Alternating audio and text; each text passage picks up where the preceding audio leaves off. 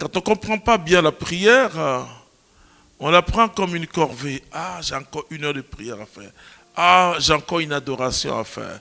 Ah, ou bien aussi, quand on a fini de prier, il y a une satisfaction psychologique qui n'est pas une satisfaction spirituelle. Ah non, non, j'ai prié, j'ai fait ma messe, j'ai fait ma messe, j'ai fait... Voilà. Alors le Seigneur m'a enseigné ce que c'est que la prière incessante. La prière incessante, c'est ta vie d'abord. Et c'est ta vie et la profondeur de ta communion avec Dieu. Vous voyez, prier, c'est penser à Dieu.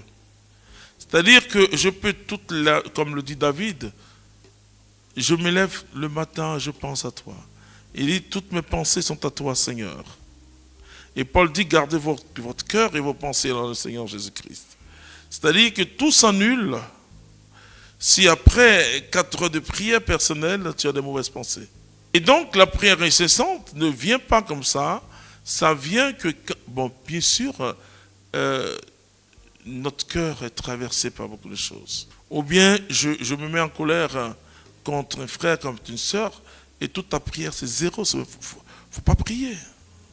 Je dois prier sur la repentance. Il ne faut même pas t'amuser. Hein. Faut pas, c'est zéro. Hein. C'est zéro. C'est vraiment zéro.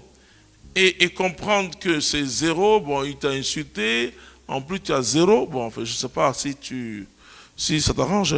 En fait. Ça ne peut pas t'arranger. Alors quand il t'insulte, j'entends ton oraison. Je vais vous expliquer.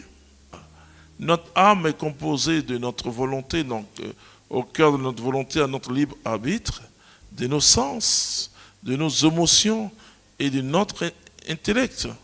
Donc, quand tu m'insultes, c'est la parole.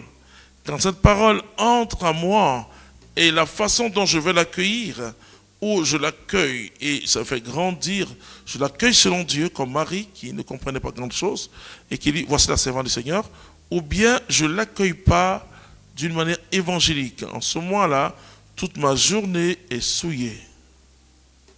Et souillée, je vous assure, si Dieu vous montre le péché, vous allez fuir. Hein? Vous savez, le péché, c'est comme si tu es à table et puis il y a des ordures, et je ne sais pas, bon, il y a des mouches dessus. Hein? C'est l'impureté, le péché.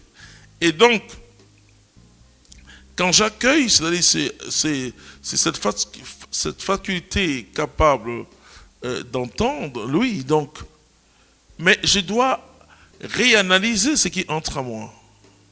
Si je ne réanalyse pas, parce qu'il y a la conception, on va dire, il t'a eu, hein, elle t'a eu, hein, elle t'a parlé, comme on dit en Afrique, mal.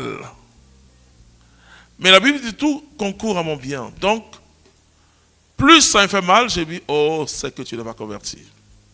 Vous voyez, non? Sinon, je ne pourrais pas pardonner. Si je ne me reproche pas, si je ne me dis pas ça, et je ne dis pas simplement comme une barrière psychologique pour être en de bons termes avec Dieu, non. Je le dis par spiritualité.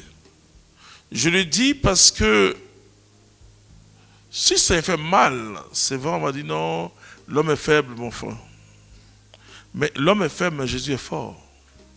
Il faut écrire ça, toi qui me suis. L'homme est faible, mais Jésus est fort.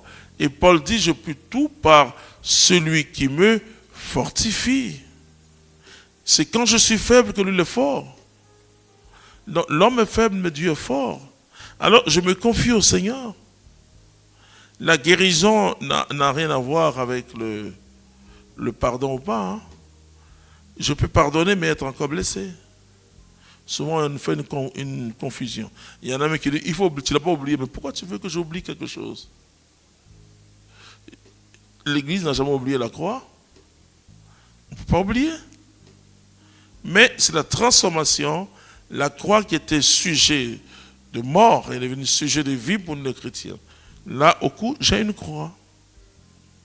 C'est devenu symbole de la vie chrétienne. Donc, de la mort a jailli la vie. Et donc, c'est très, très important. C'est-à-dire que c'est quand mon cœur est pacifié, quand mes pensées sont orientées vers Dieu. David dit, toute la nuit, je pense à toi. Pas qu'il ait un problème. est comme un chagrin où on n'arrive pas à dormir, on a des préoccupations. Non, il dit toute la nuit, je pense à toi. Vous pouvez vous asseoir et puis penser simplement à Dieu. Et laisser Dieu,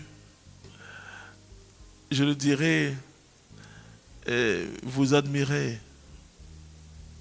Ah, est-ce que vous savez que Dieu nous admire, hein? Ah oui.